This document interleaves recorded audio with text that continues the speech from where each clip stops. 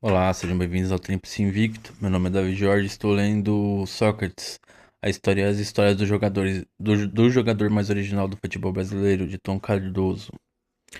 Capítulo 23. Num domingo de futebol. Se a sua profissão era de louco, que Sócrates continuasse se divertindo.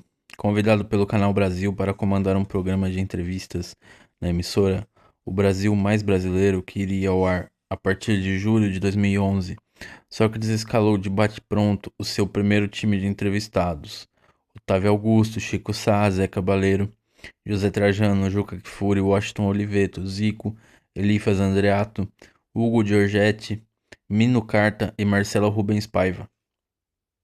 Nem todos bons de copo, mas todos com algo a dizer, e amigos incondicionais.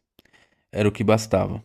Além do programa de entrevistas e da titularidade no Cartão Verde, Sócrates tinha planos de lançar um livro de contos, gravar um disco com Zé Cabaleiro e fazer um documentário em parceria com Hugo Giorgetti sobre as 12 sedes brasileiras da Copa do Mundo de 2014.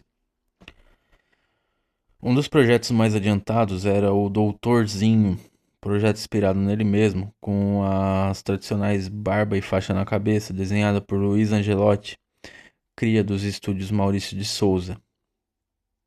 Uma espécie de herói dos quadrinhos com mensagens sobre socialização, tolerância e respeito entre os seres humanos. Não deixava de ser irônico que o médico Sócrates, a figura inspiradora do doutorzinho e suas mensagens socioeducativas, chegasse ao auge do descaso pela própria saúde. Desde que trocara a cerveja pelo vinho, ignorando seu maior teor alcoólico, consumindo-o inclusive pelas manhãs, Sócrates passara a dar os primeiros sinais de que não conseguiria mais resistir aos efeitos do álcool, como sempre fizera nas rodas de chope de Ribeirão Preto, quando era o primeiro a chegar e o último a sair, quase sempre em pé, depois de levar a nocaute todos os amigos e novatos que se aventuravam a derrubá-lo. O ano de 2011, que se mostrara, depois de sua aposentadoria do futebol, o mais produtivo da vida de Sócrates, também seria, tragicamente, o ano em que ele seria levado à lona sem direito à abertura de contagem. Alguns entrevistados do Brasil mais brasileiro, quase todos amigos de longa data, percebendo seu evidente declínio físico, tentaram de alguma forma persuadi-lo a parar de beber. Sócrates não admitia ser alcoólatra, mesmo que por alguns momentos tenha se deixado convencer a beber cerveja sem álcool, o que talvez tenha apressado a troca pelo vinho. Só tenho uma dependência, a intelectual. Preciso ter sempre um livro na mão. Dizia para em seguida mudar de assunto. Para o cineasta Hugo Giorgetti, Sócrates simplesmente deixara de lutar e iniciara um processo autodestrutivo sem volta, motivado pela constatação de que o mundo não tinha espaço mais para sujeitos como ele, idealistas e sonhadores. Na madrugada do dia 1º de junho de 2011, Sócrates, assistindo em casa a um longa-metragem sobre a vida de Noel Rosa, impressionou-se com um dos momentos mais marcantes do filme, quando o compositor, já padecendo de tuberculose, vomita placas de sangue num grande lençol branco. Por uma mórbida coincidência, na mesma madrugada, já dormindo, ele mesmo também acordaria vomitando sangue. Não era a primeira nem a última crise causada pela cirrose hepática. A primeira ocorrera em junho de 2010, durante uma viagem. Na época, a médica hepatologista Luísa Romanello, de Ribeirão Preto, o alertou sobre a possibilidade de novas e sucessivas hemorragias. Era preciso parar imediatamente de beber e iniciar um tratamento. Sócrates, como de costume, não deu ouvidos. Se recusou, inclusive, a se submeter a uma endoscopia para diagnosticar a extensão do problema. Dessa vez, internado no Hospital Albert Einstein, no Morumbi, submetido a uma cauterização dos pontos de sangramento, Sócrates prometeu a Kátia, sua mulher, e aos parentes que deixaria de beber, mesmo que para isso fosse necessário voltar a consumir a insuportável cerveja sem álcool. A rápida internação no Einstein não foi noticiada pela imprensa, que queria era saber se o ex-jogador aceitaria ou não a proposta que o governo cubano acabara de lhe fazer, comandar a seleção de futebol caribenha. Nem mesmo a renúncia em fevereiro de 2008 do presidente Fidel Castro devido a problemas de saúde diminuiria o encanto de Sócrates pelo regime socialista cubano, levado adiante pelo irmão de Fidel, Raul Castro. Ditadura não é tempo de serviço, necessariamente é qualidade de serviço. Em Cuba, o povo participa de tudo, em cada quarteirão. E aqui, você volta e não tem para quem reclamar. Entrevista dada à Folha de São Paulo, 27 de agosto de 2011. Sócrates não confirmou se aceitaria ou não o convite, mas deixou claro que, caso assumisse o cargo de coordenador ou de treinador da seleção cubana, fazia questão de ganhar como qualquer trabalhador local. No início de agosto, ele e Kátia embarcaram para Cuba. Os planos de Sócrates em Havana incluíam, além de encontros com autoridades esportivas locais, uma visita a Fidel Castro e ao presidente venezuelano Hugo Chávez em Cuba para o treinamento, para o tratamento de um câncer. Sócrates já tinha a permissão do staff de Chávez para entrevistá-lo para o Brasil mais brasileiro. Nada saiu como planejado. A saúde do venezuelano piorou e o encontro com Fidel também não ocorreu. E Sócrates não cumpriu a promessa de não beber. Suportar o calor e as noites de Havana à base de cerveja sem álcool não era o tipo de privação que ele estava disposto a encarar. No fim, nada foi resolvido. Sócrates deixou para responder mais para frente se iria aceitar ou não o convite para dirigir a seleção cubana de futebol. Mas assim que chegou ao Brasil, sofreu uma nova hemorragia e foi internado na UTI do Albert Einstein, dessa vez com ampla cobertura da imprensa. Um dos primeiros a chegar ao hospital, esbaforido e com um estado de choque, foi Casagrande. Era preciso acertar as contas com o velho companheiro da democracia corintiana. Os dois não haviam brigado, mas Casagrande se distanciaria de Sócrates depois que esse, durante um jantar com amigos no restaurante, insinuou em tom de brincadeira, mas com uma boa dose de sinceridade, como lhe era peculiar, que o ex-centroavante do Corinthians havia aderido ao sistema ao se tornar funcionário da TV Globo. E Casão, por ironia, começara a bem-sucedida carreira de comentarista substituindo o próprio Sócrates, que mostrara dificuldades para se adaptar ao padrão do Sport TV, o canal de televisão por assinatura da Rede Globo. Sócrates achava no mínimo curioso que um sujeito de personalidade forte como Casagrande, com seu histórico de transgressões, suportasse por tanto tempo a camisa de força estabelecida pela direção da emissora, que impunha uma série de restrições aos seus comentaristas. Falar mal abertamente da CBF nem pensar. A TV Globo mantinha uma série de contratos de direitos televisivos com a entidade, sua histórica parceira. Mas Casagrande não estava ali para lavar a roupa suja. Diante de Sócrates, sedado, o comentarista passou cerca de uma hora em pé, de frente para a cama, dizendo tudo o que gostaria de dizer ao ídolo e amigo. Era uma despedida. Meses depois, Casão admitiu ter sentido uma espécie de intuição, mesmo antes das internações de Sócrates, que o ano de 2011 seria o ano de sua morte. Eu precisava dizer: eu te amo, cara, você é uma das pessoas mais legais que eu já conheci, disse em entrevista à TV Globo. Sócrates, ao contrário de Casagrande, não pressentira que o fim estava próximo.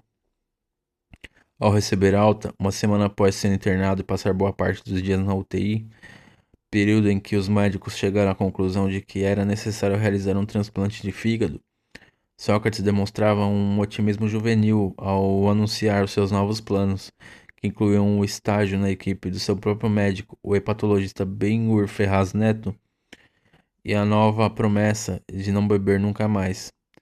Eu vou tirar o álcool. Eu já tinha tirado, a minha concepção de vida já tinha mudado. Aquela coisa que eu brinquei de que eu estava no hospital para arrumar emprego.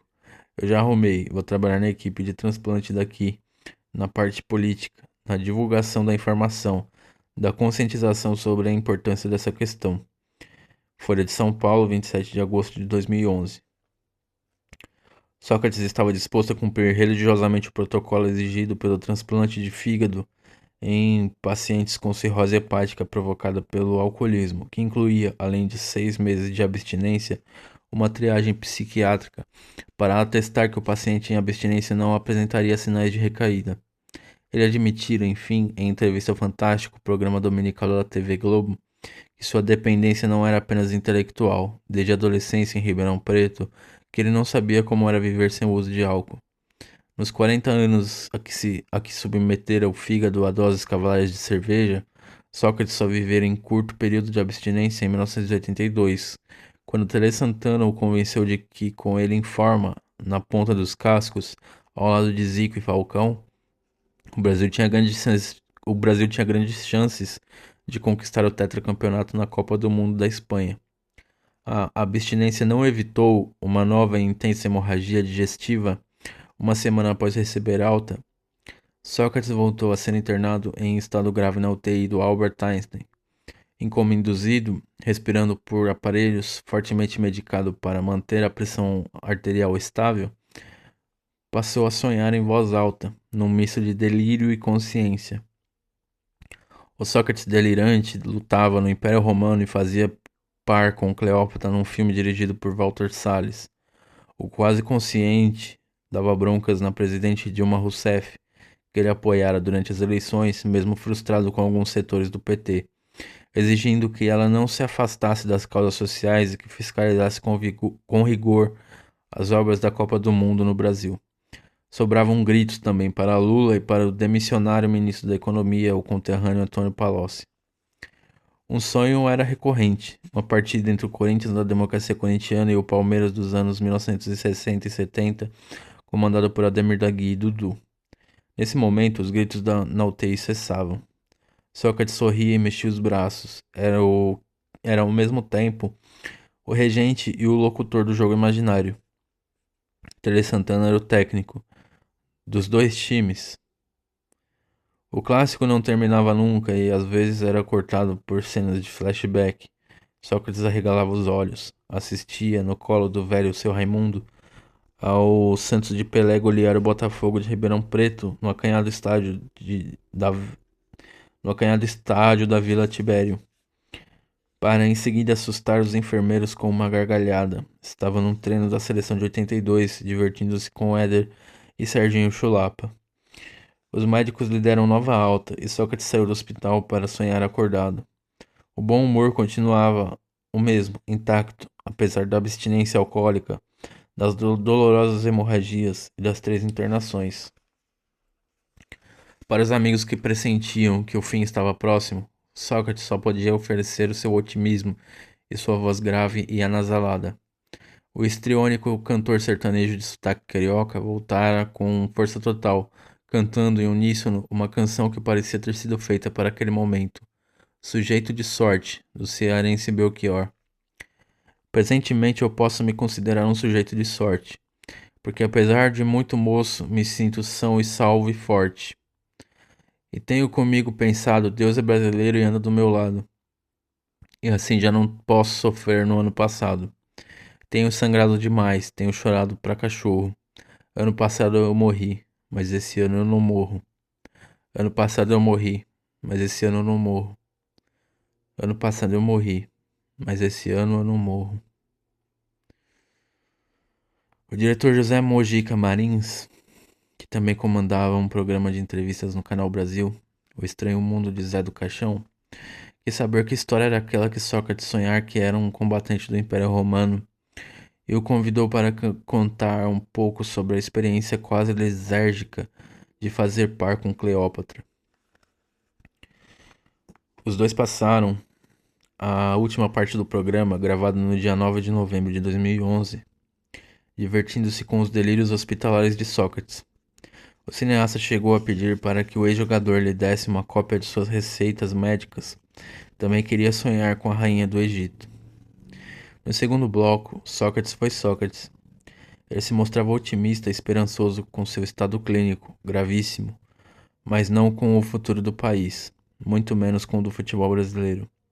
Em poucos minutos explicou a um incrédulo Mojica, que parecia decepcionado, a razão de tanto ceticismo. Vamos passar vergonha na Copa do Mundo. Será a pior Copa de todas. O estádio do Corinthians é bom, apenas para o Corinthians. É um estádio privado construído com recursos públicos. Quero que a final da Copa seja Brasil e Argentina, com a Argentina vencendo. Precisamos de outro maracanazo. Como ficou conhecida a derrota do Brasil para o Uruguai em pleno Maracanã, no final da Copa do Mundo de 1950? A capacidade de o país organizar um mundial era um prognóstico que não se cumpriria. Ao contrário do que ele previra, foi considerado a melhor das Copas. Mas embora o Brasil não testemunhasse o novo Maracanazo, viveria o Mineirazo, goleado por 7-1 pela Alemanha nas semifinais, a maior derrota de sua história, em pleno Mineirão, em Belo Horizonte, Minas Gerais. A seleção brasileira dos chutões, do descontrole emocional, da completa ausência de toque de bola e de talento no meio de campo, daria novo vexame na decisão do terceiro lugar, perdendo para a Holanda por 3-0, escancarando, como desejava Sócrates, as mazelas do futebol brasileiro. A Alemanha venceria a Copa de 2014 derrotando a Argentina por 1-0 na prorrogação. Sócrates não viveria para ver cumprido parte do seu vaticínio, mas teve seu desejo atendido.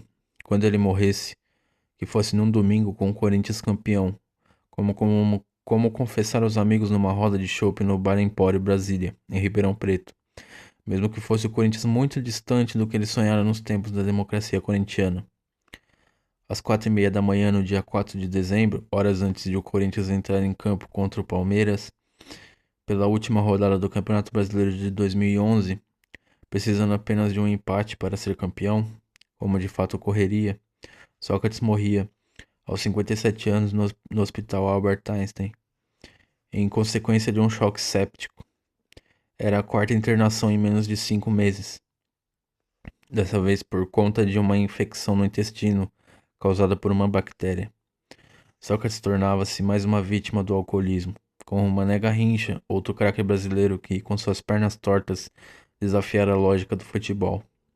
A CBF, dirigida por Ricardo Teixeira, o cartola que se perpetuara no poder e que Sócrates ousara desafiar com sua solitária candidatura alternativa, determinou um minuto de silêncio antes do início do clássico, decisivo no Pacaembu. A massa alvinegra e os jogadores do Corinthians cerraram os punhos, com o braço direito erguido, repetindo o gesto imortalizado pelo mais original jogador da história do clube. Homenagem que não foi acompanhada pelos jogadores do Palmeiras, gafe que certamente mereceria uma bronca homérica se Sócrates fosse o capitão palestrino. 7 meses após a sua morte, Sócrates recebeu nova homenagem, dessa vez vinda do Corinthians. Um busto de bronze na sede do clube, juntando-se a Neco, Luizinho, Cláudio e Baltazar. Em meio aos intermináveis discursos dos dirigentes, o espírito de Sócrates pairou sobre a Praça da Liberdade, no Parque São Jorge, e pousou no bar da Torre, para a saideira. Dali ele brindou o seu epitáfio, que adorava dizer aos amigos mais chegados: se tivesse me dedicado mais, não seria uma pessoa tão completa como sou agora.